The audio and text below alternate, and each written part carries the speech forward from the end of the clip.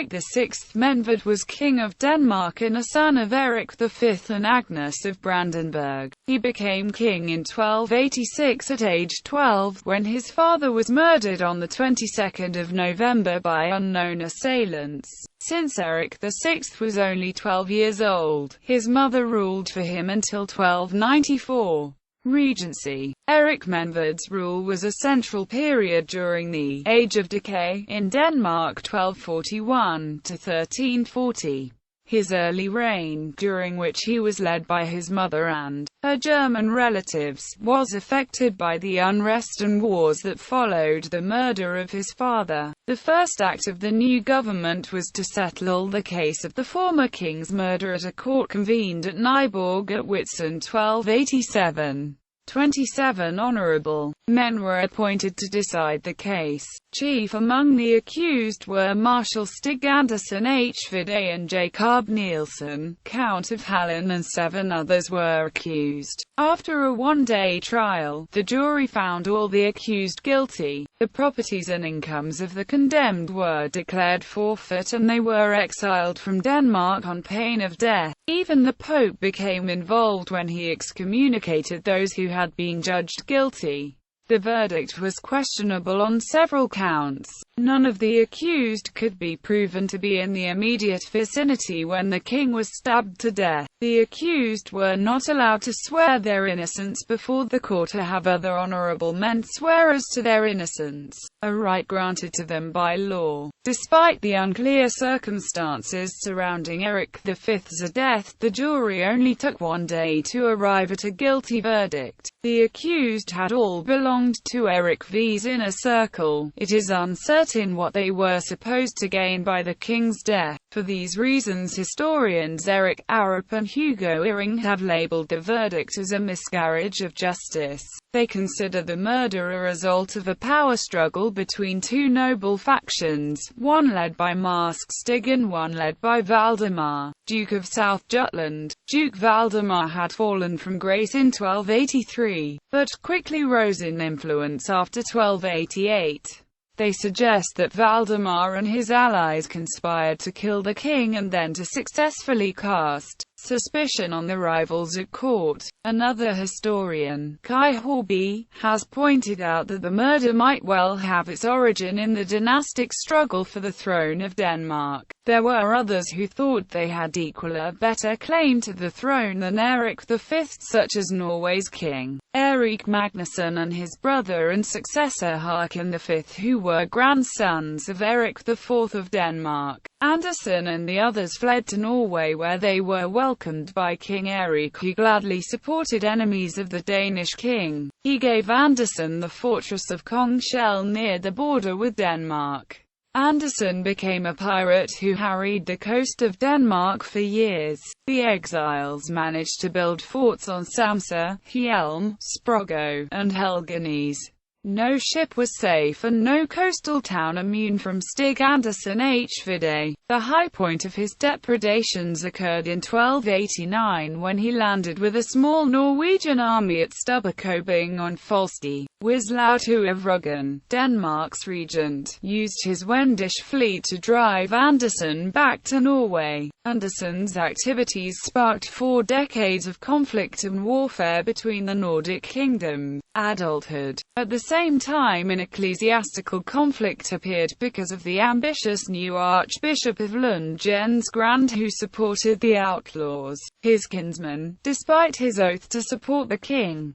Once his selection was confirmed by the Pope, Bishop Jens reneged on his oath of allegiance. It doesn't matter to me whether Duke Valdemar, a Jew, a Turk, a pagan, or the devil himself is king of Denmark, so long as it is neither Erik nor his brother Christopher, he said. Bishop Jens went further. He gave a piece of church land at Hundils to the exiles to build a fortress and entertained them at his table in public. The king could not tolerate this and ordered Bishop Jens' arrest in 1294. The archbishop was sent to Duke Christopher in chains to be close confined in Søborg's Dark Tower. After some months in terrible conditions, the king sent a messenger to Bishop Jens to see if he would swear allegiance again and promise to seek no revenge for his captivity. Rather than bend to his will, I would rather that the king sliced me apart joint by joint than submit to his commands, the bishop replied. After 2 years in awful conditions, Bishop Jens managed to escape with the help of a kitchen servant. Bishop Jens fled directly to Rome to lay his case before the Holy See. The Pope immediately excommunicated the king and put all of Denmark under interdict until the kingdom paid Archbishop Jens Grand 49,000 silver marks.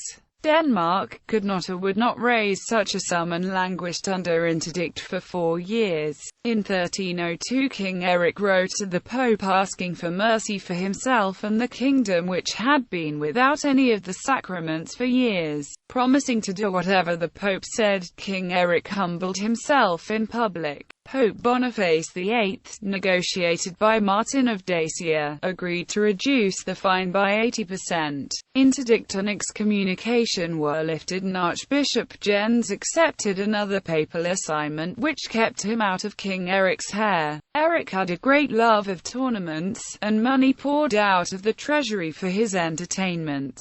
At one nightly tournament at Rostock, wine, mead, and beer flowed for an entire month for any who wished to drink. The king paid for the upkeep of all the horses and livestock at the tournament, including a mountain of oats for any and all. He crafted new and unusual taxes to squeeze peasants and nobles alike. When the tax money didn't cover his expenses, the king borrowed money heavily from various German nobles, going so far as to mortgage pieces of Denmark to them. Eric sent several expeditions to Germany to win new territories in an attempt to recover Denmark's position as a Scandinavian great power, through alliances with German princes, among them the Duke of Mecklenburg. He managed to become the formal lord of several Hanseatic cities, which meant fighting Brandenburg and some other minor states. He also intervened in Sweden in order to support his brother-in-law against the opposition in 1305 and again in 1307 to 1309 while fighting in Germany. At the same time, hiring German troops to turn the tide in his favor. In 1312 famine struck Denmark, and when the king demanded the same taxes as before, the peasants on Zealand rebelled. Eric put down the rebellion fiercely, hanging hundreds of peasants outside Copenhagen. The very next year at the Viborg Assembly, the peasant and nobles declared open rebellion against the king. Those who refused to aid the rebels were hanged from their own house beams.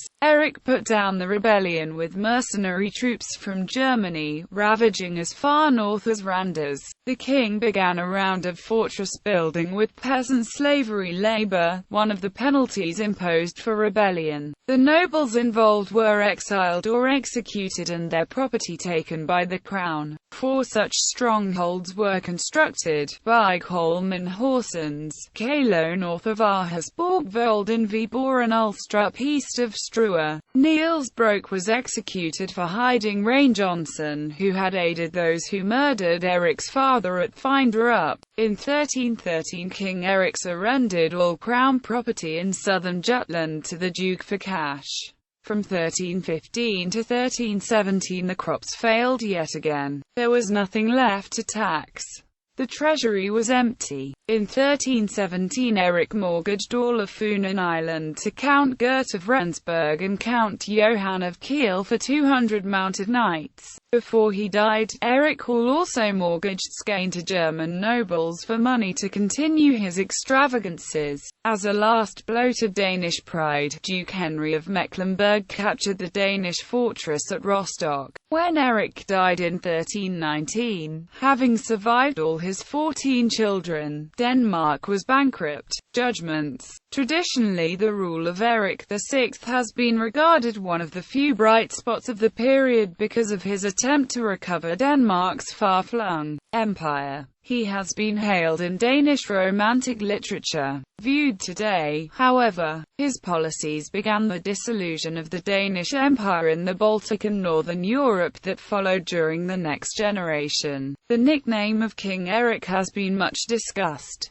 A popular explanation is that it is an abbreviation of his alleged favorite oath. Another explanation is that it derives from the elder Danish Menved, children and family. Married in June 1296 to Ingeborg Magna-daughter of Sweden, the couple had 8 sons who died as children, as well as 6 miscarriages, although the sources differ between 8 and 14 children. Whatever the case, her many pregnancies led to miscarriages, or the birth of children who died soon after Valdemar, Erik, Magnus' son. Tradition states that he was born living, and Queen Ingeborg showed him off to the public by holding him outside her carriage, thus losing her grip on him, and he fell and broke his neck. Ancestry.